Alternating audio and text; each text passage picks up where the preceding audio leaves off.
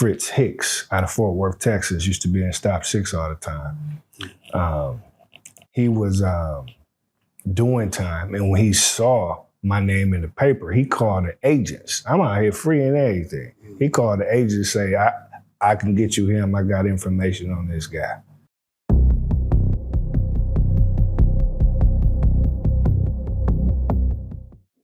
Lastly, we try to understand the why, meaning as you're standing there in front of a judge and they're throwing these football numbers at you, and you're looking at your life, someone has to like take a retrospective look and say, what in my life led me to this point right here? Whether it's, trying to obtain money, was it for women? Was it for status? Was it for a career? Right. Was it lack of parenting or lack of brotherhood?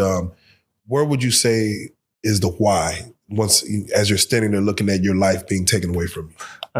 The why is because I sold drugs. I made a conscious choice to do that. And so even though at this particular time I wasn't selling drugs anyway, right then, that stigma was still there, with the law enforcement. So that would be pretty much the why. And the why is I kind of came up. My father was doing the wrong thing, selling drugs at the time.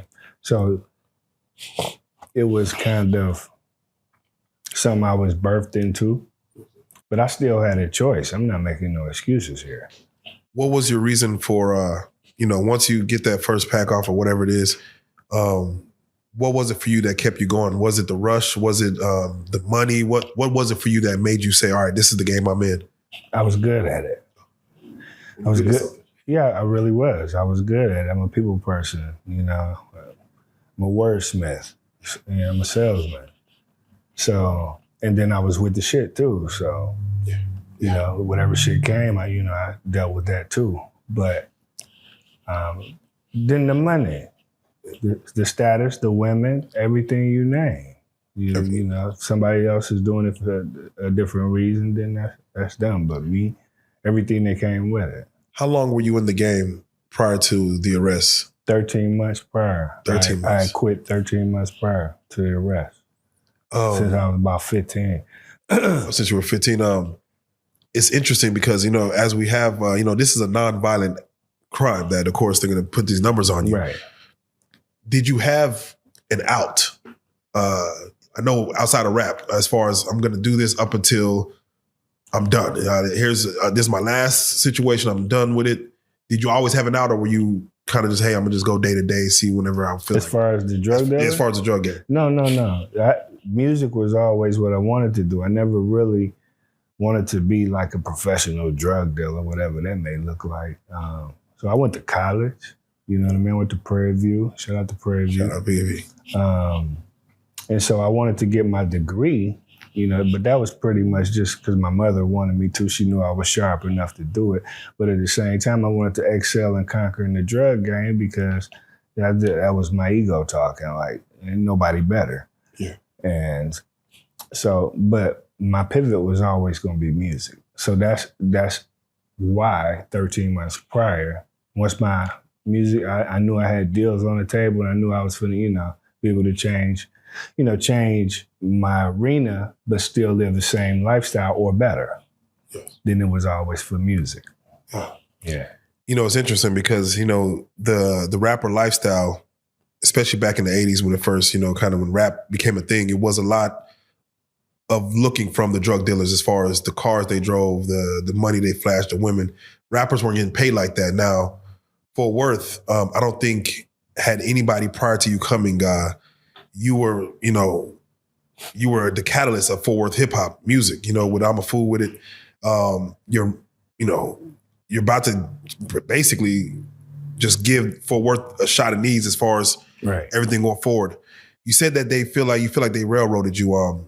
So the first question is, what was your relationship with the laws in Fort Worth? Like, they got to know you, they got to know who you are at this time. What was your relationship with the law enforcement? Well, I can give it to you better than this. I went to trial, right? Took it to trial? Oh, definitely. So when I go to trial, because I'm indicted by Midland, Odessa Police Department, Fort Worth had nothing to do with it. Right. So they had the bright idea to get the Fort Worth task force and ask them about me. And the dude got up there and said, in this public record, he said, man, all we know him for is music. Saying now back in the day when he was young, we used to chase him all around the South Side and stuff like that. But, I can't attest to that. Didn't give him nothing. True story. That's crazy. Actually, it was Big Sam. Everybody in Fort Worth gonna know who that is, It was That's when they reached out. Big Sam got up there. So I just remember when he was a kid. He was a bad kid. But everything else just been music. So can you walk us through the situation that happened as far as them coming down on you? Did you see the signs? Were they building a case, or were you part of someone else's case? No, it was an individual case. Okay. And what it was is that's when the fishbowl was going on, and a lot of those guys were my guys. So I seen them snatching them up. And so I did get hip to that they were following me, And so I'm like, well, they just wasting their time. They think maybe I got something to do with this shit, But I didn't. And I knew if any one of my guys would have got nabbed, then they would have told me, hey, Black ain't got nothing to do with this. At least that was in my heart. Right. And so they really didn't have the case. So when I was indicted purely upon, of course, as they would say, hearsay or whatever. They didn't really have a case until my name came out in the newspaper because, like I say, my little homie I was signing to my label, he was going to court, to trial, I want to say. And they said Twisted Black was in the audience. And so that came out in the middle of the newspaper. And so this sucker was doing time already. Fritz Hicks out of Fort Worth, Texas, used to be in Stop 6 all the time. He was doing time. And when he saw my name in the paper, he called the agents. I'm out here free and everything. He called the agents, say, I can get you him. I got information on this guy. And that's what made them chase me down. But it was also my fault too, because I was doing mixtapes, naming off they snitches. And, I didn't know the Fed played dirty, And so, I kind of put the light on myself because I thought I was untouchable. I wasn't in the game, and I had plenty of money. I was nigga rich. Yeah. You know what I'm saying? So the day of it happening, can you walk us through as far as what happened? Were you were in Midland? Hell no. I was at home. It was at home. I went to Midland a year prior. I was at home, standing in my garage, talking to my agent, smoking a cigar. And I could see a little Saturn down there on the corner. I'm like, damn, that sure looked like the little Saturn I've been seeing following me. Yeah. Then I looked this way and it was excursion. I could see a guy was in the driver's seat. And I couldn't tell what. I'm like, damn, it looked like he. And as soon as I looked back to the Saturn, they floored it. Boom, and another excursion came behind him. And as he got closer, I seen DEA across his shirt. Ooh. While he's still in the car. But I'm saying to myself, I said, oh, somebody in trouble. I ain't thinking me. You said the Saturn you saw that it was following you. Yeah, the Saturn had followed. I thought I saw it following me before. And so when I stepped out, when I was standing out in my driveway, I said, that sure looked like that goddamn Saturn, because it's just sitting there on the corner. Yeah. I say, I wonder is that Saturn? Before I, look this way, and everything just kind of happened in split seconds, Once they hop out, do you ask questions of like, what is this about? Yeah, first I was just trying to get him to not shoot me. He's like, get out. I'm like, whoa, hold on. He's like, get out. I said, whoa. First of all, let's get some understanding here. I'm gonna get out. Ain't nothing in my hand but my cigar. Can I smoke? He said, yeah, just get out on the ground. So I put my cigar in my mouth and got out on the ground. That's plenty. I just really wasn't panicking. Yeah. I wasn't trying to, be super cool. And I wasn't panicking because I know I hadn't did shit. Okay, yeah. You see what I'm saying? So I knew in my mind, I'm like, this shit finna blow me up. I'm finna be, I'm saying? It's way before content. Yeah. Like this, I'm finna, y'all ain't finna do nothing but raise my stock. But, so from there they handcuffed me and then started to, proceed and search the house and stuff like that. So I'm assuming they explained to you as far as what this is about, or you don't know what it's about yet. This is all as you're preparing for trial, you start learning more. Well, he did tell me while I was on the ground. He said, we're federal agents with the you're being indicted out of Midland, Odessa, blah, blah. And right then I kind of sniggled to myself like, oh, this really ain't shit. I thought y'all finna put me in this shit with my buddy now. This shit here ain't nothing. And yeah. Do you have a public defender? Do you have a lawyer already paid for, or do you hire an attorney? Well, at the time, no, I didn't have a lawyer on retainer. I wasn't doing anything. So they initially gave me a public defender in the beginning, but as soon as we knew I was being indicted or whatever, I went and got a couple horrible lawyers. Okay. Yeah. They say federal agents, they have like this conviction rate of 90, they throw numbers out there, 97, 98%. Yeah. Did they offer you a plea deal? Of course. That what was the first offer? The first offer was 7 years. And they wanted me to snitch on a guy named Danny Ray up out of Midland or something like that. Turned out to be one of my homeboys' brother to this day. Shout out Maceo. But so they offered me the 7-year deal. And then once they knew I was going to trial, they came back with another plea during trial for 10 years, which that's the one I should have took. Really?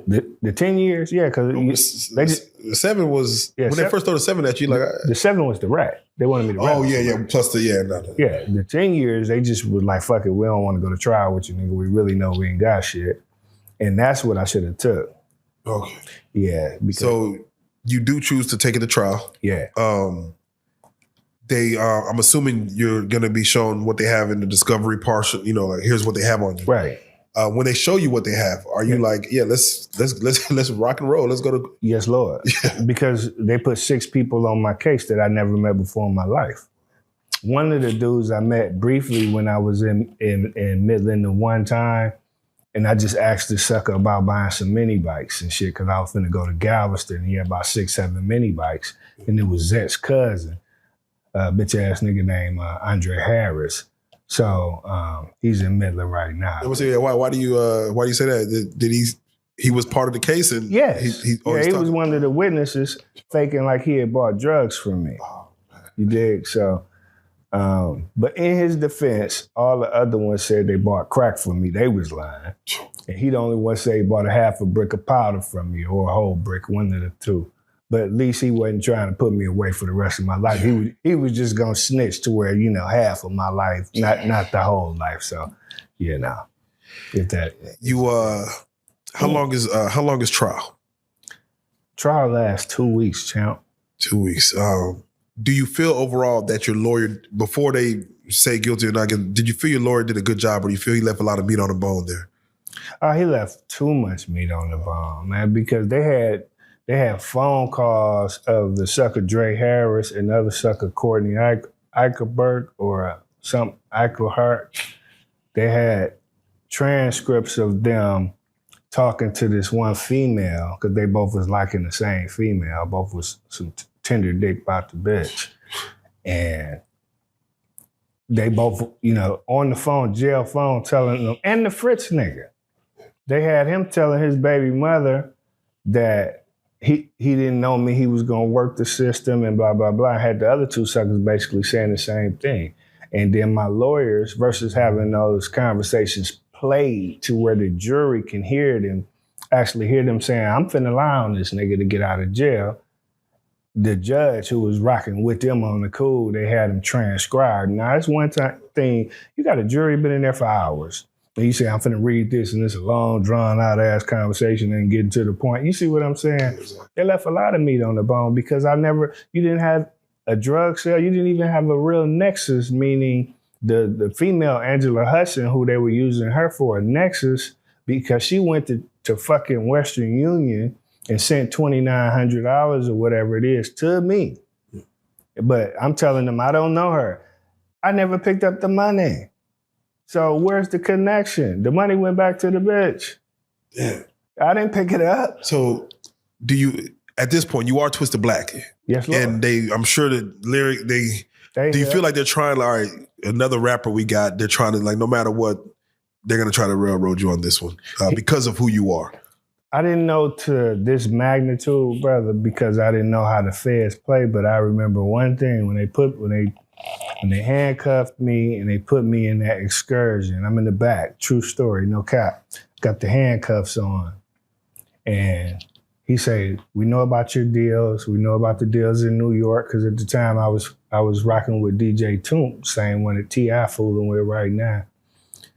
And we had like several deals on the table. And so they basically telling me, hey, we know what you do and we know about that. He said, but we feel like you're a drug dealer, but right now I'm gonna give you a chance to help yourself. Where's Leroy Big Shelton, which is my partner? You know, it was my bodyguard at the time. And so as soon as he said, where's Leroy Big Shelton? I got my hands behind my back. And, you know, I said, what? He said, Leroy Big Shelton, it's time for you to, you know, tell us where you're at. It's time for you to help you. I said, and so that really pissed him off, you know what I'm saying? He like, oh, you're gonna see, you know. And I'm saying to myself, man, we ain't gonna see shit, nigga. I'm rich. This shit here ain't nothing. But you know how that go. How long does the jury deliberate? About 3 hours. 3 hours.